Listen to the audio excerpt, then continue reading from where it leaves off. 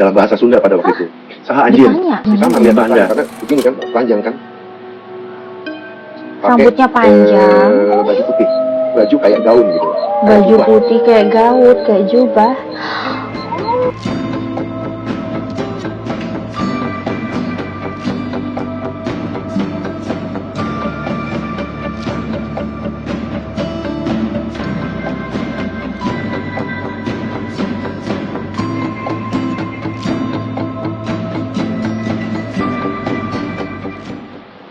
Bismillahirrohmanirrohim.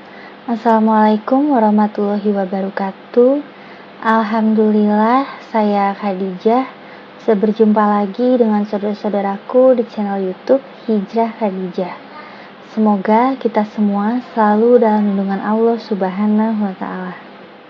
Pada video kali ini, kita akan menyaksikan kesaksian yang luar biasa dari seorang murtadin bernama Dian Herdiana.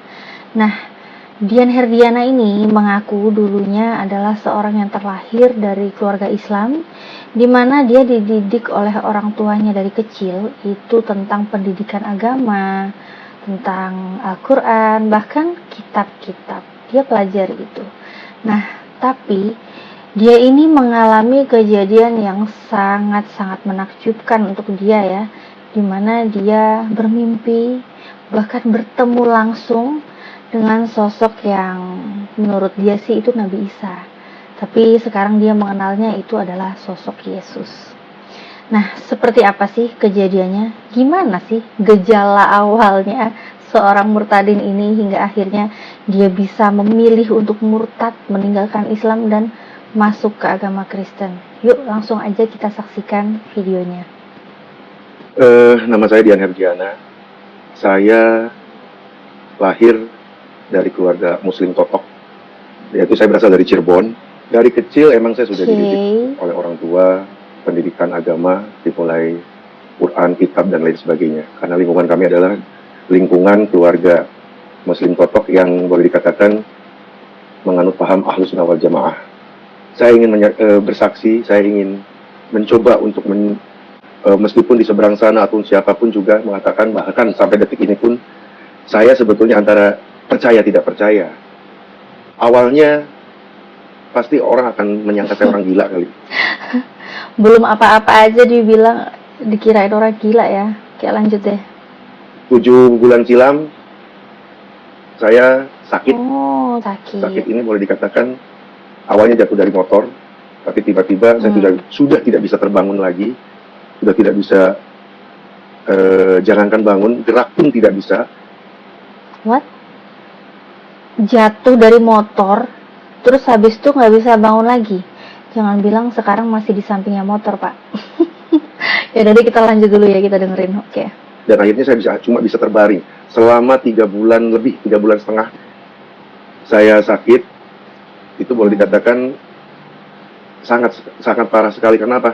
Karena saya sudah tidak bisa gerak apa-apa lagi. Jadi jangankan untuk bangun, gerak pun tidak bisa. Apapun saya lakukan di tempat tidur, sampai mohon maaf, buang air kecil, buang air besar saya lakukan di tempat tidur. Kasian. Dan tidak bisa apa-apa lagi. Saya cuma apa yang saya lakukan saat itu, saya cuma bisa berdoa, ikhtiar, dan beberapa ikhtiar sudah saya lakukan, berobat ke medis, berobat ke rumah sakit.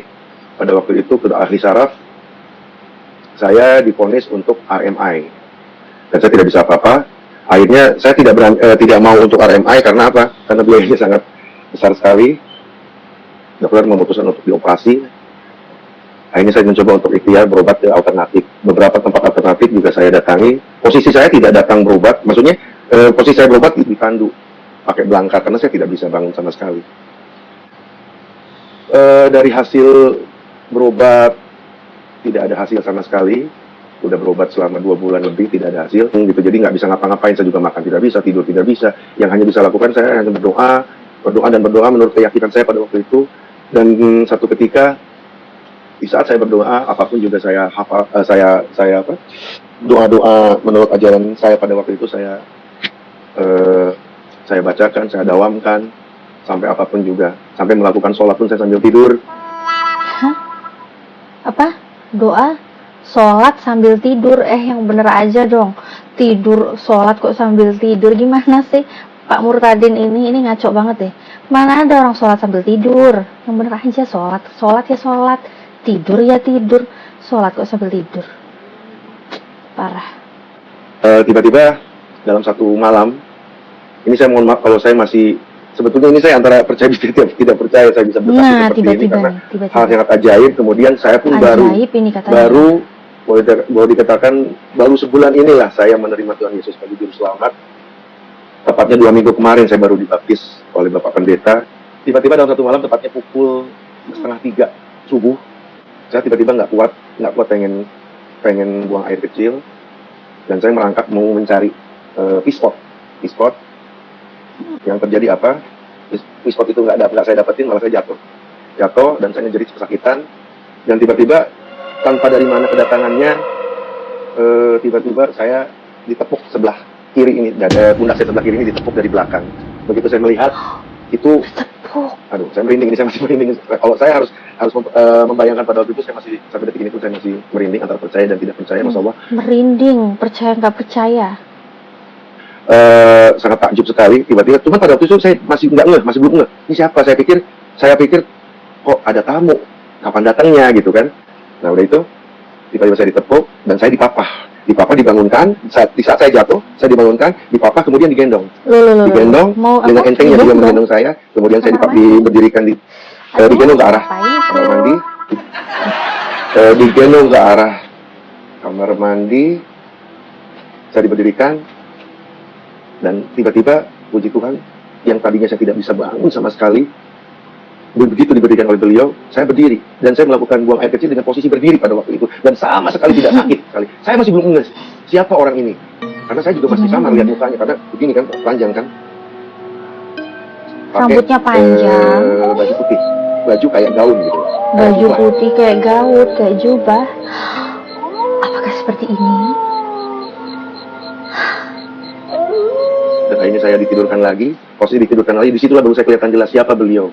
Subhanallah, kok ini Nabi Isa Al-Masih. Oh jelas katanya Nabi Isa Al-Masih lagi percaya dalam hati. Saya bertanya dalam bahasa Sunda pada waktu itu, Saha anjir, siapa Anda? Dia malah tersenyum. Oh disenyumin. Dia malah tersenyum dan cuma bisa melambaikan tangan saya. Dia tidak menjawab, cuma dia tersenyum dan melambaikan tangan saya. Begitu saya balikkan badan nih mau tidur, posisinya tadi duduk dulu mau tidur. Begitu saya balikkan badan gini mau tidur, saya balik lagi ke arah orang tadi, udah nggak ada. Terus menghilang ya. Jadi ini pertemuan dia yang pertama. Ternyata dia bertemu, kemudian itu dia nggak tahu awalnya siapa ya. Datang rambutnya panjang, pakai baju yang putih gitu. Tapi dia langsung yakin kalau itu ternyata Isa Al-Masih ya. Dengan awalnya dia percaya nggak percaya, terus tiba-tiba jelas katanya ini Isa Al-Masih. Wow. Dari mana juga dia bisa tahu itu Isa Al-Masih ya? Yang ditemuin aja nggak ngaku kalau itu Nabi Isa. Ya udah deh. Kita lanjut lagi videonya. Saya baru bisa tidur jam 8 pagi.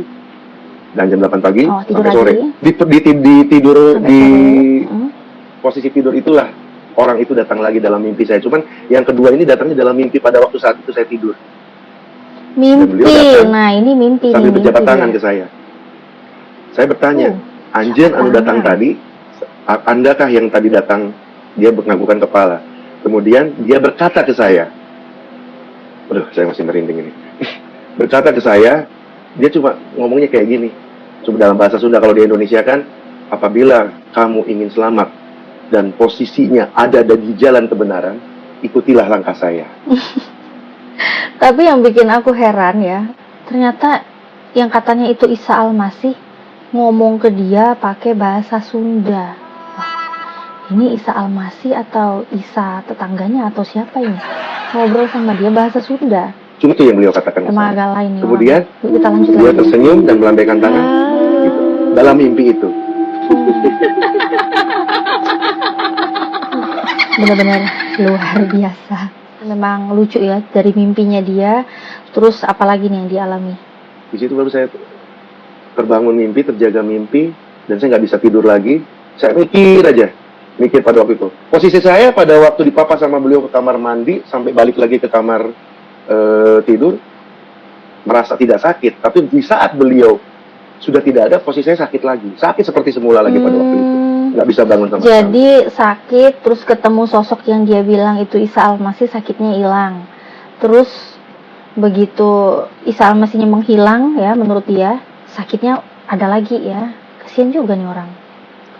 Dan singkat cerita, 3 hari setelah itu saya rencananya mau berobat kontrol, tapi tiba-tiba Nah, ini waktunya orang itu datang lagi ke jadwal saya kontrol ya. di saat saya mau bangun, dan dia membangunkan saya, dan saya ditarik. Ini datang dalam keadaan sadar, dan saya ditarik dari tempat tidur, mau dipapakan lagi. Dibangunin, ditarik. Tapi tiba-tiba beliau coba begini tangannya ke saya. Kamu duduk aja. Kamu duduk aja, dia bilang gitu. Dan kamu sudah tidak harus berobat, dia bilang gitu. Tapi dalam bahasa Sunda pada waktu itu. Dalam bahasa Sunda lagi nih, memang dia benar-benar ngomong lagi ke saya, kalau kamu pengen selamat, dan ada persis dengan apa yang dia katakan dalam mimpi saya waktu 3 hari sebelumnya, waktu saya tertidur. Apabila kamu ingin selamat dan berada dalam jalan kebenaran, ikutilah langkah saya. Seperti itu lagi perkataannya. Dan kemudian saya didudukkan, begitu didudukkan saya balik lagi, udah nggak ada lagi. Nah, ngilang lagi ya. Jadi ternyata pertemuan yang ini ya, ternyata dia dibangunin, ditarik, terus dibilangin gak usah berobat lagi ya. Tuh. Nah, jadi ini dari kesaksiannya dia udah 3 kali ketemu sosok yang dia bilang itu Nabi Isa ya. Kita dengerin lagi nih. Tanpa apapun juga, saya berdoa dengan keyakinan saya, dengan bahasa saya, sholawat saya bacakan, tapi yang datang adalah Nabi Isa, yang datang adalah Tuhan Yesus, dan menyembuhkan saya hingga saya sampai saat ini. Itu. Ini mohon maaf saya juga keringetan. Jadi sebetulnya saya masih merinding ngomong demikian. Maksudnya biar orang tahu gitu, biar orang tahu ini loh saya orangnya, saya buktinya. Makanya saya harus bersaksi. Wabil khusus ya buat teman-teman sesama muslim, maksudnya teman-teman yang tadi muslim tahu, biar tahu juga ini kesaksian saya bukan rekayasa. Biar orang tahu, biar kami yang muslim ini percaya gitu, gara-gara kamu udah ngalamin kayak begitu. Kita itu harus benar-benar berpikir, ini bagaimana bisa sih kok orang ini mengaku dia ketemu dengan sosok yang dia bilang itu adalah Nabi Isa. Hey, kalau memang itu beneran Nabi Isa atau Yesus lah yang kamu imani sekarang itu adalah Tuhanmu itu ya, ini emang dimana sih diriwayatkan bahwa Nabi Isa itu akan datang kembali untuk menyembuhkan orang-orang yang sakit? Itu dimana ceritanya? Diriwayatkan dimana? Itu kalau kamu yakin itu adalah Nabi Isa ya. Di dalam Islam memang Nabi Isa itu akan turun atau datang untuk yang kedua kalinya. Tapi kedatangan Nabi Isa ini yang kedua kalinya bukan untuk menyembuhkan orang yang sakit ya. Jadi dijelaskan nih di dalam beberapa hadis ya. Nah, ini diantaranya. Nabi Isa akan datang kembali untuk membunuh babi, mematahkan salib, menghapus jizyah, dan juga membunuh Dajjal. Gak ada yang namanya datang untuk kedua kalinya untuk menyembuhkan orang yang sakit. Nah, di Al-Quran itu pun juga sudah diberitahukan di dalam surat Az-Zukhruf ayat yang ke-61 mengenai Nabi Isa ya. Jadi Nabi Isa ini memang sebagai pertanda adanya hari kiamat ya, pertanda datangnya hari kiamat. Dan untuk kita bisa mendapatkan jalan yang lurus, atau tadi kan Pak Dian bilangnya jalan keselamatan ya. Nah, tapi kalau di Al-Quran ini kami sudah ditunjuki yang namanya jalan yang lurus ya, yang disebutkan di dalam surat Az-Zukhruf ayat 61 itu terjawab. Bahkan di dalam surat Maryam ayat yang ke-36 Allah pun sudah menginformasikan jalan yang diperkenalkan oleh Nabi Isa. Sesungguhnya Allah adalah Tuhanku dan Tuhanmu, maka sembahlah Dia oleh kamu sekalian.